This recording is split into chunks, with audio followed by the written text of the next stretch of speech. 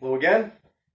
So today I'm going to talk about J.S. Bach and George Frederick Handel, considered the two greatest composers of the late Baroque era. J.S. Bach is generally considered to be the greatest composer of all time. And it's actually easier to teach these two composers, teach a little bit about their lives and their careers.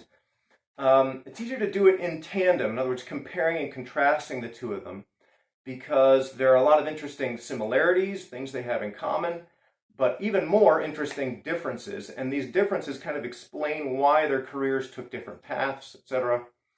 Just for reference's sake, we have a biography of Bach, about a page and a half or so, condensing 65 years of life into a page and a half, beginning on page 133 in the 9th brief edition of Camion. And then about 10 pages later, on page 143, we have the same for Handel, about a page and a half biography.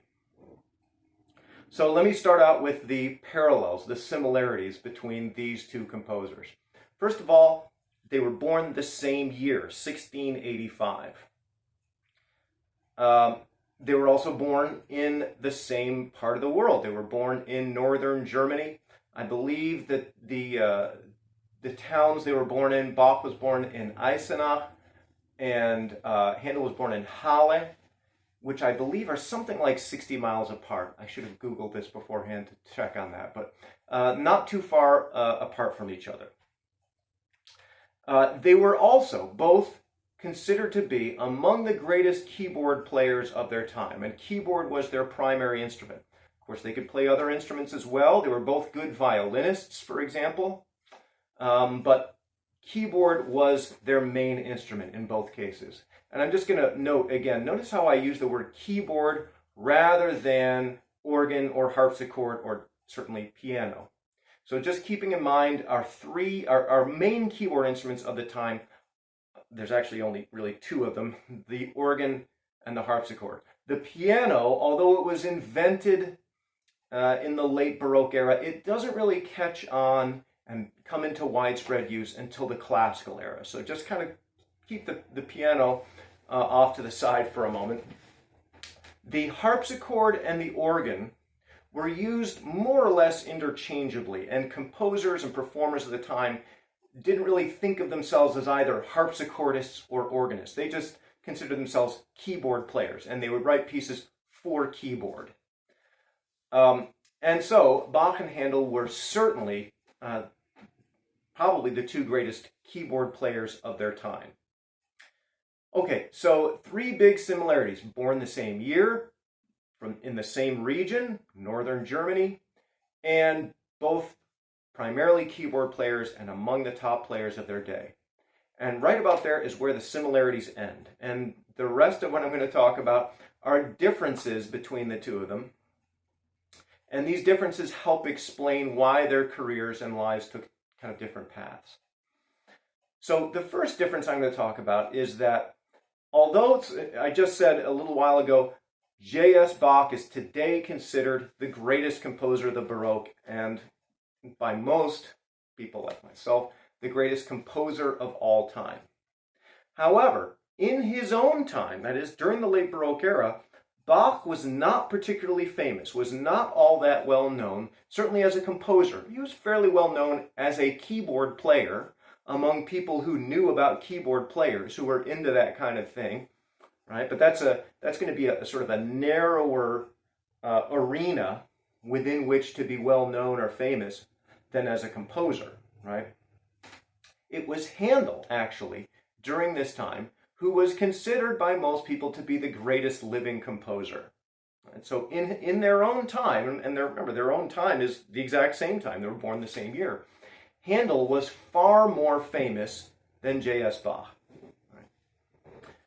So there are several different reasons for this, and this again points to some differences between the two of them. So one of the reasons probably is the fact that J.S. Bach never traveled outside of Germany his entire life, whereas Handel was fairly well traveled. So I'll start with Bach. So I said Bach never left Germany his entire life. he did have several different jobs. The longest post that he had was basically the music director for the town of Leipzig, especially at the Lutheran churches at the town of Leipzig, a position he held for the last 27 years of his life. But I should first state that when I say he never left Germany his entire life, we should keep in mind that there was no such thing as a single unified nation called Germany back then. What we today call Germany was a geographical area where people spoke German that was divided into something like 250 different autonomous or semi-autonomous kingdoms, states, principalities, right? Some of them were very large and powerful, like Prussia and Bavaria, and others very, very small, maybe just the size of an individual city. So it's sort of a patchwork of independent city-states or nation-states that actually didn't unify until the mid to late 19th century, until 1871, I believe. Okay, so Bach moved in the course of his career and served in several of these different independent states, but he never left Germany, German-speaking lands, we might say, his entire life.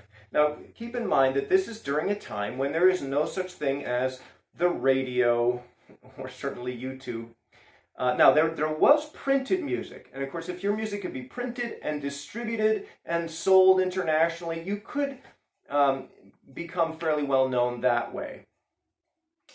But this was kind of a problem because for some composers, the music that they were composing, they didn't actually really own because they were working for an employer, let's say a prince, a duke, whatever, and oftentimes that employer owned the music that his employee, his court composer, produced. So getting your music published, if you were in that circumstance, might be kind of tricky. But in any case, if you want your music to be well known, then as now, the best way for that to happen is for you to personally go to different places and perform or oversee performances, maybe conduct orchestral works or operas, maybe play your own pieces yourself in front of live audiences. That's really how you build a reputation, then as now. And since Bach never traveled outside of German-speaking lands, his reputation was more localized. So he was known within Germany to be a great keyboard player, certainly, and a few people knew about his compositions. Handel, on the other hand, Handel,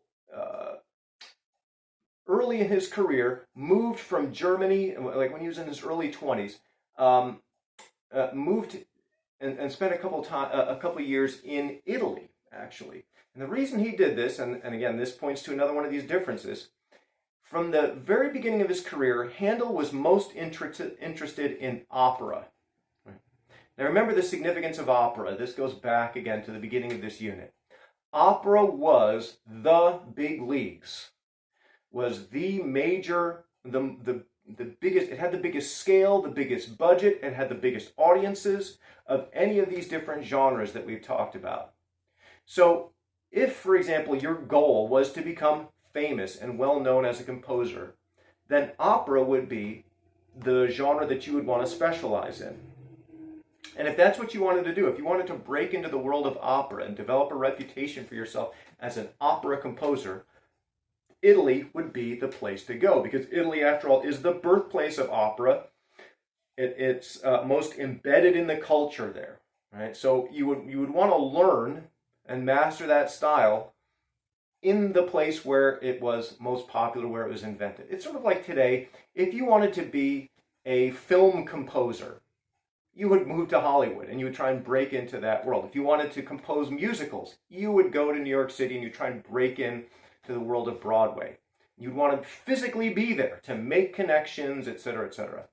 Same thing. In the case of opera, if that was your goal, then that's where you'd want to go, and that's what Handel did. So he moved to Italy. I believe he spent about 2 years there, and in fact developed a reputation for himself, which is kind of, when you think about it, an outsider, a German, a North German, moving to Italy and breaking into the world of opera there, that's kind of a major accomplishment for a young man in those days.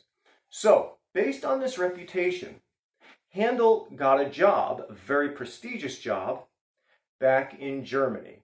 When he was in his mid-20s, 25, 26 years old, he was appointed to the job. He applied for and won this position as court composer to the Elector Prince of Hanover, Prince George of Hanover. Now, the Elector Prince of Hanover was a prince who ruled over one of these German states that I talked about, one of these independent German states, the state of Hanover. So Handel gets this job, moves back up to Germany, and reports for work with his boss, the Elector Prince of Hanover. But he has kind of an interesting request. Right off the bat, he requests time off from this job that he just got. He asked for some time off because some of his operas are being performed in England, and he would like to personally go to England and supervise and oversee the production of these operas. Again, it helps his reputation. Now, the prince, you might think, well, geez, I just hired this guy, and now he wants to go over to England. Well, the Elector Prince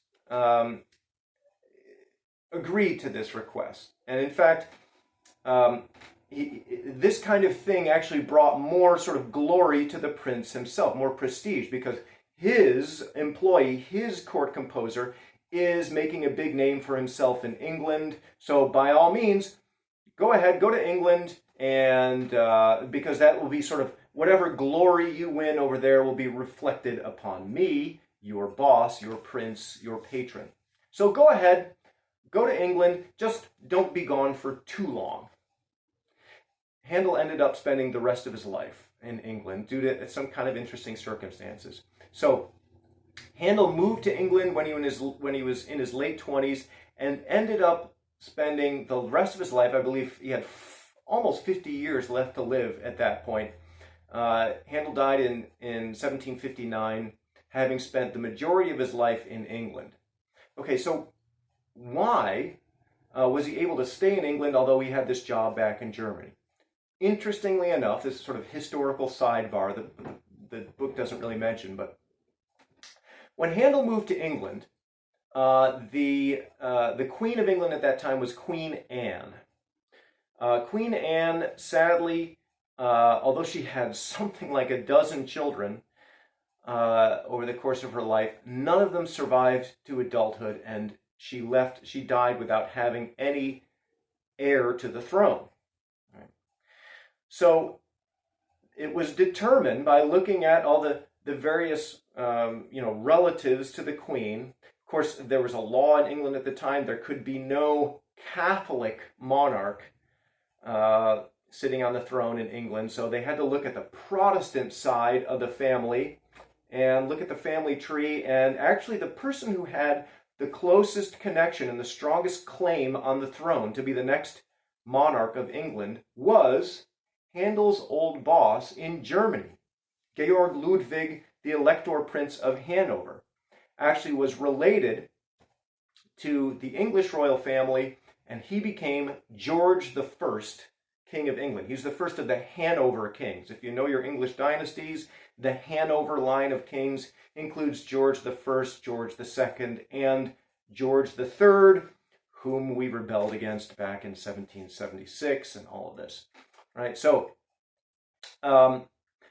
there was really once George the First, or Georg Ludwig Elector of Hanover, became George the First of England, there was no reason for Handel to go back to Germany. His boss, his patron, was now the King of England. Okay, so Handel spends the rest of his career in England, and as we will see, at a certain point in his career, he shifts from composing mainly operas to composing mainly oratorios. Now, actually, Handel composed all kinds of music. He composed concertos and sonatas and keyboard suites and all kinds of pieces. But remember, initially, he was focused on opera. And that accounts, I think, in part for his fame, because remember, opera was the big leagues. So here's another contrast with J.S. Bach. J.S. Bach never composed an opera. That was the one genre that he never ever touched. Everything else he did, and he did probably better than anyone else. So he composed concertos and sonatas and fugues and suites and oratorios and cantatas. You name it, he did all of it. The one thing he never did was opera. And since he never composed an opera is the big leagues after all. It's the most high profile, high budget, it's the biggest audience. That may be another reason why Bach was never as famous as Handel, who had specialized in opera early in his career. So another major difference between them. Here's some other interesting differences in their personal life. Bach was married twice. His first wife, unfortunately, sadly, died while Bach was out of town. Bach was working for, I believe, a duke at that time as a court musician, court organist, and composer. And when the duke traveled, he liked to bring his sort of retinue, his entourage with him, including his court composer. So Bach was out of town, was traveling with his boss, the duke, for something like a month. And when he came back home, he found that his wife had died while he was absent and had already been buried. So Bach eventually remarried. Bach was married twice, had a total of 20 children. I believe something like 8 by his first wife, 12 by his second wife. 20 children. Now, of course, about half of them did not survive to adulthood, which was fairly common back then. But of the children who survived, by the way, 4 of them, at least 4, were major, important musicians at the time. 2 of them in particular, Johann Christian Bach, we usually refer to as J.C. Bach, and Carl Philipp Emanuel Bach, C.P.E. Bach. These 2, J.C. Bach and C.P.E. Bach, actually were more famous than their father, even in his own lifetime. Right? And I'll explain a little bit the reasons for this later. But so, again, Bach, married twice, had 20 children. Handel, never married, never had any children. Here's another difference, by the way. Speaking of family, relations, all this. Bach was born into a musical family.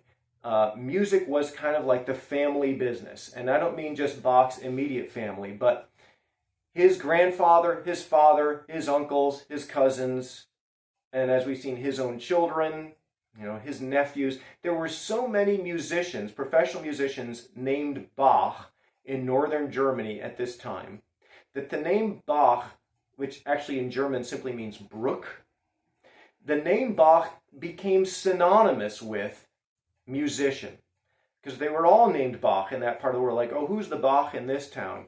Who is your Bach in your town? It was just assumed that the professional musicians in northern Germany, there were so many of them named Bach that name just came to be associated with professional musicians. Handel, interestingly, was not born into a musical family. His father was a barber / surgeon. Yes, in those days, if you needed surgery, you did not go to a physician. You went to a barber. If you needed something amputated or whatever, that was the barber's job. And the barber was kind of a much less prestigious position than a barber, or a surgeon was much less prestigious than a physician.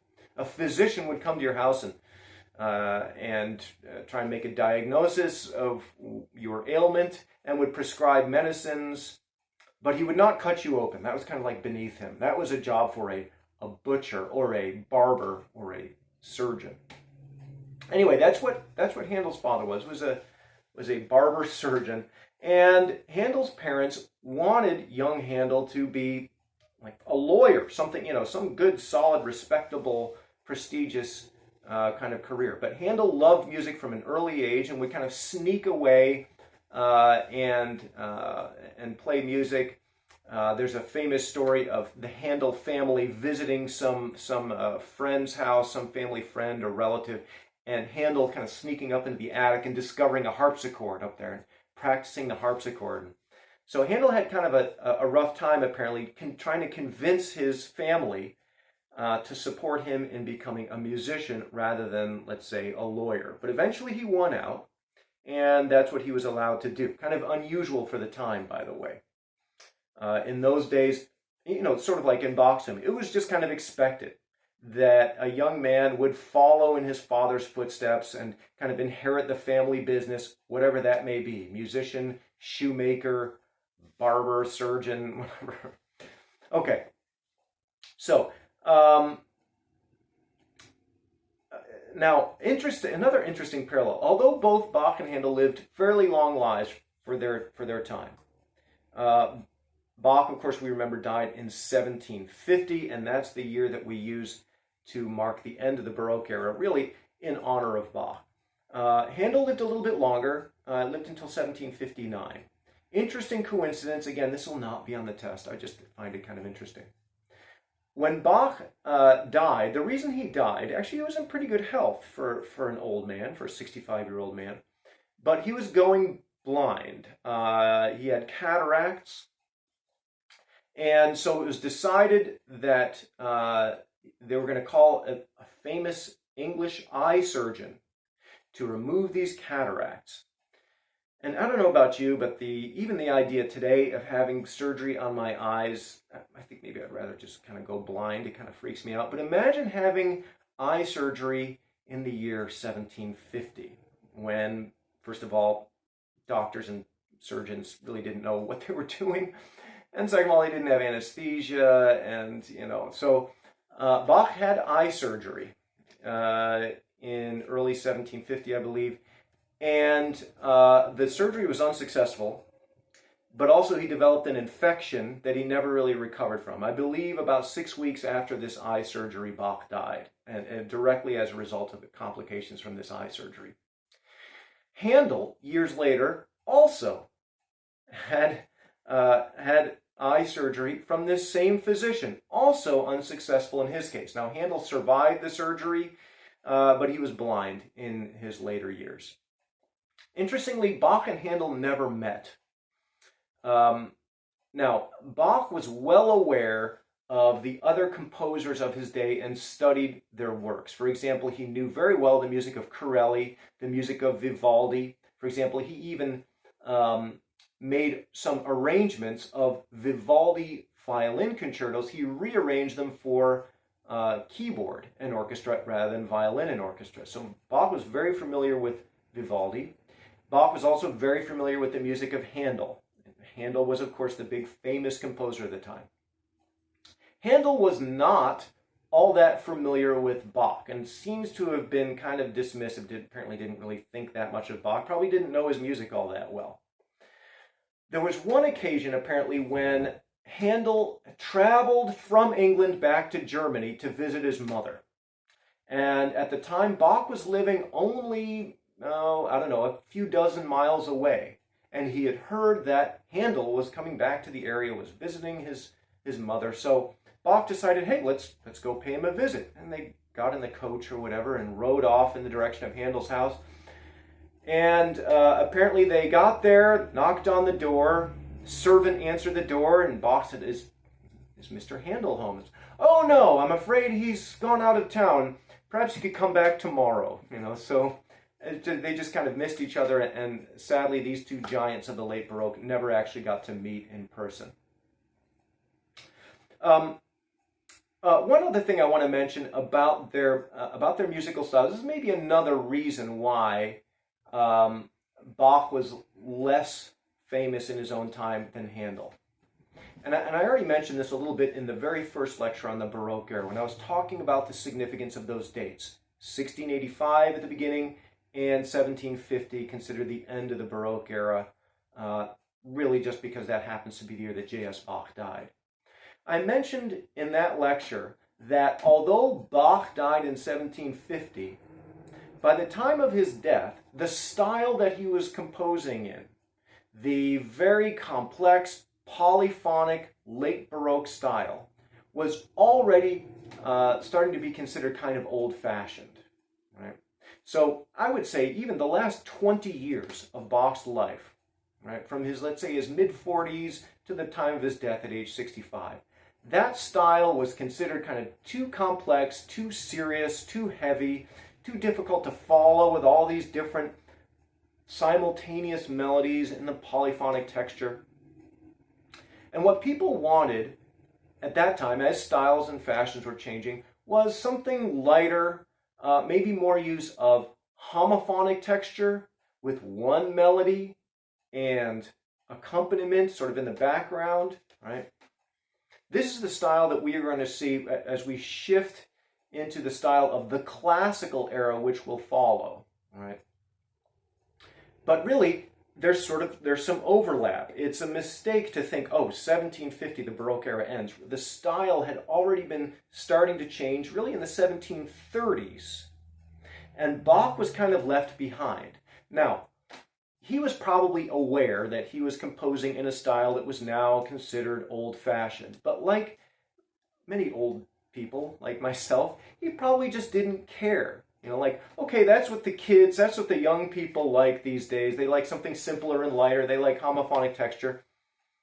Whatever. I have this way that I have been trained in, that I have tried to perfect my entire life. I'm not just going to throw it all away and change just because some people consider it to be old-fashioned. And now, again, I'm trying to imagine maybe the way Bach would have felt. But in any case, as I mentioned, two of his children in particular were more famous than Bach, the old Bach as he was known, himself. And this was in part, I think, because they were composing in this newer, what we might call classical style. In fact, those two sons of Bach that I mentioned, C.P.E. Bach, Carl Philipp Emanuel, who was appointed to a very prestigious position as music director, court composer to Frederick the Great of Prussia. So Frederick the Great's court composer for a time was C.P.E. Bach. And then Johann Christian Bach, both were composing in what we would today consider the classical style. And in fact, both of them were heavily influential on Haydn and Mozart, who are two of the three greats of the classical period. When we get to the classical period, we will learn about really three composers mainly, Haydn, Mozart, and Beethoven, right? And both Haydn and Mozart, who were the older two, were heavily influenced by J.S. Bach's two sons, C.P.E. Bach and Johann Christian Bach. Again, during that time, the old Bach, as he was known, the old man, was not all that well known. In fact, if you could go back to the year, let's say 1740 or 1750, if you were talking about Bach, oh, I love Bach, people would not assume that you were talking about J.S. Bach, Johann Sebastian Bach. They would probably say, oh, which Bach are you talking about? C.P.E. Bach or Johann Christian Bach? Right? Okay, so I think I've made my point. Bach was not all that well, not that famous until later in his life.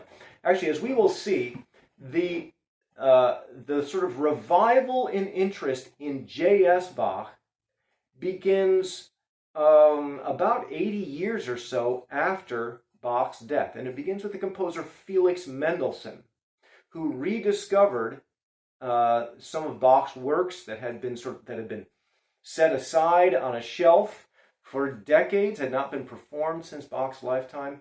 And it was really Mendelssohn who started the ball rolling in this interest in Bach.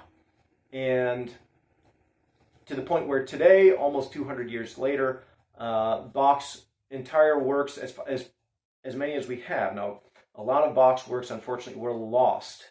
I believe I read an estimate somewhere that only about 1/3 of the music that Bach has composed has survived to the present day. Right? So a lot of it was lost. We just don't know what happened to it. But that which has been preserved has been studied and recorded and is very well known today and is performed all over the world all the time. Anyway, I was drawing a contrast between Bach, who is considered old-fashioned. Handel was was more flexible in his style. So, for example, when you listen to excerpts from his most famous work, the oratorio Messiah, you will hear that it's not polyphonic all the time. In fact, it's very often homophonic, sometimes even monophonic.